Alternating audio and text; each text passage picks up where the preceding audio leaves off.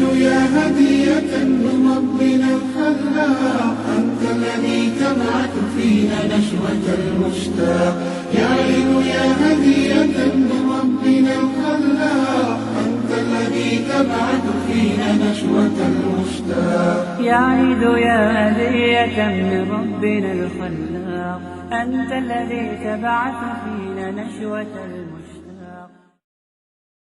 بسم الله الرحمن الرحيم. الحمد لله رب العالمين الرحمن الرحيم مالك يوم الدين والصلاة والسلام على أشرف الأنبياء والمرسلين نبينا محمد وعلى آله وصحبه أجمعين. Poštovani gledalci, assalamu alaikum wa rahmatullahi wa barakatuh. Uzvišena vjera dini Islam temelji se na 5 stvari. Kako kaže Allahov poslanik sallallahu alaihi wa sallam, bunijel islamu ala 5, šehadati an la ilaha illallah, wa anna Muhammadan Rasulullah, wa iqami salati, wa itai zakati, wa sawmi Ramadan, wa hađi il-bejti men istata'a ilaihi sabila. Islam se temelji na 5 stvari.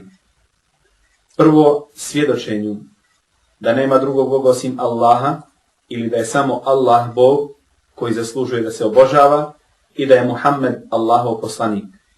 Obavljanju namaza, davanju zekata, postu mjeseca Ramazana i obavljanju hadža koje u mogućnosti.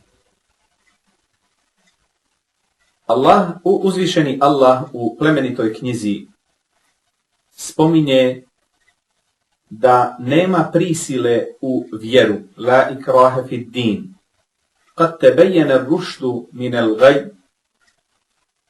pravi put se jasno razlikuje od krivog puta, od stramputice. فَمَنْ يَكْفُرْ بِالطَّاغُوتِ وَيُؤْمِنْ بِاللَّهِ فَقَدْ اسْتَمْسَكَ بِالْعُرْوَةِ الْوُثْقَى.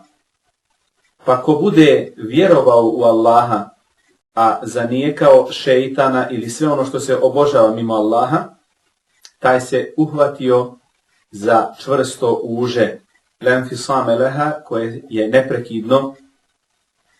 I put Islama je tako jasan i tako stabilan, jer se temelji na Allahovoj knjizi Kur'an i Kerimu, koji je ostao u svojoj neizmijenjenoj, originalnoj formi, onako kako ga je Allah objavio Muhammedu sallallahu alaihi wa sallam, i temelji se na sunnetu Allahova poslanika sallallahu alaihi wa sallam, koji je, kako kaže Aisha radijallahu anha, bio živi Kur'an ili Kur'an koji hoda.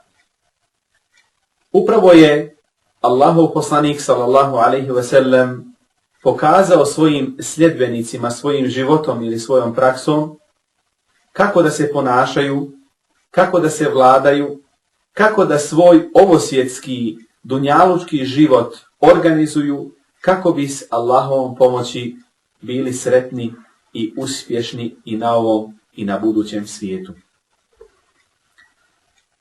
Da bi krenuli putem sreće i spasa, potrebno je da ispunimo uvjete na kojima se dakle temelji naša vjera, a to je da prije svega izgovorimo svjedočenje koje nosimo u srcu, a jezikom da javno ispoljimo, da svjedočimo da nema drugog Boga osim Allaha i da je Muhammed sallallahu alaihi wa sallam Allahov poslanik. Odmah nakon izgovora jezikom, potvrde srcem, potrebno je da u praksi svojim ponašanjem potvrdimo i djelom ono što nosimo u svojim srcima, a to je obavljanje namaza.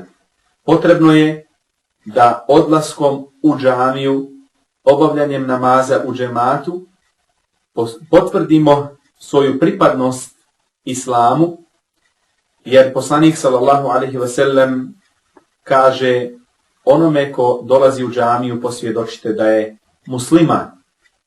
Dakle, naš dolazak u džemat i praktično primjenjivanje namaza u praksi u stvari je potvrda naše pripadnosti Islamu. Ima dosta primjera u našoj praksi onih koji kažu ja imam čisto srce i nikome zla ne mislim i bolji sam musliman od onih koji idu u džamiju.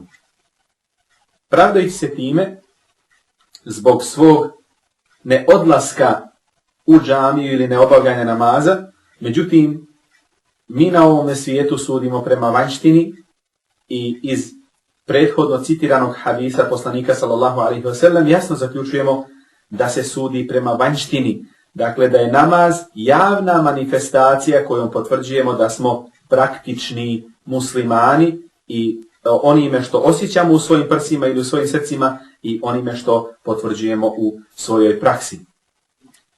Dalje, ako malo pomnije promatramo, vidjet ćemo da je Allah dželle šanuhu sve propise propisao Allahom poslaniku sallallahu alejhi ve sellem i muslimanima na ovome svijetu. Sem namaza koji je propisan kada je Allahov poslanik sallallahu alejhi ve sellem bio na Mirađu. Dakle, iznad 7 nebesa, što ukazuje na izuzetnu vrijednost namaza. Ako se isto tako prisjetimo tog događaja Mirađa, znamo da je u početku Allahovom poslaniku sallallahu alejhi ve sellem bilo naređeno da u toku dana i noći on i njegovi sljedbenici klanjaju 50 namaza. Pa je u povratku susreo u susretu sa Musa alejhisselamom koji ga je pitao koliko mu je njegov gospodar naredio i njegovom ummetu da obavljaju namaz, kazao mu da je to preteško za njih i da se vrati i moli od Allaha da mu smanji taj broj. Što je nakon nekoliko povrataka smanjeno na 5, i za čega se poslanik sallallahu alejhi ve sellem stidio da moli od Allaha da mu još više umanji. Nakon što je dobio 5 namaza kao dužnost, poslanik sallallahu alejhi ve sellem se vraća sa Mirađa, ali je dobio tako predivnu nagradu od svoga gospodara i stvoritelja: Men ja'a bil hasanati falahu 10 amthaliha. Ko uradi dobro, imat će za njega 10-struku nagradu. Dakle, za 5 namaza imat ćemo minimalnu nagradu kao 50 i za svako dobro djelo koje počinimo na ovome svijetu imat ćemo, kako nas i Allahov poslanik sallallahu alejhi ve sellem podučava, 10-struku nagradu pa do 700 puta, osim za post za kojeg Allah dželle šanuhu kaže وَصَوْمُ لِي وَأَنَا أَرْزِي بِهِ, post je radi mene ili moj i ja za njega posebno nagrađujem.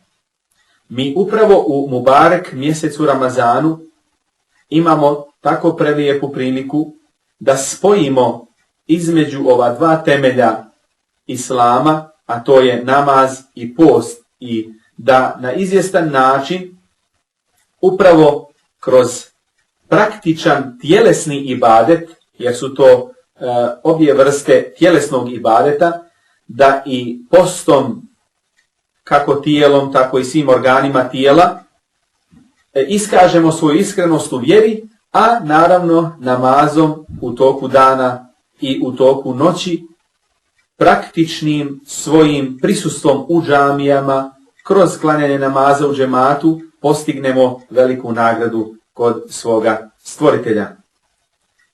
Namaz čuva vjernika svakodnevno, jer kaže uzvišeni stvoritelj: Inna salate tenha anil fahšai wal munker.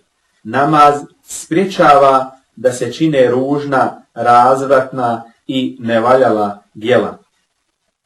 Kako je lijep primjer vjernika koji svoje dnevne aktivnosti otpočinje ustajanjem sa zahvalom: Alhamdulillahi alladhi ahyana ba'dama amatana wa ilayhi an-nushur. Hvala Allahu koji nas je oživio nakon što nas je usmrtio, a njemu će se svi povratiti.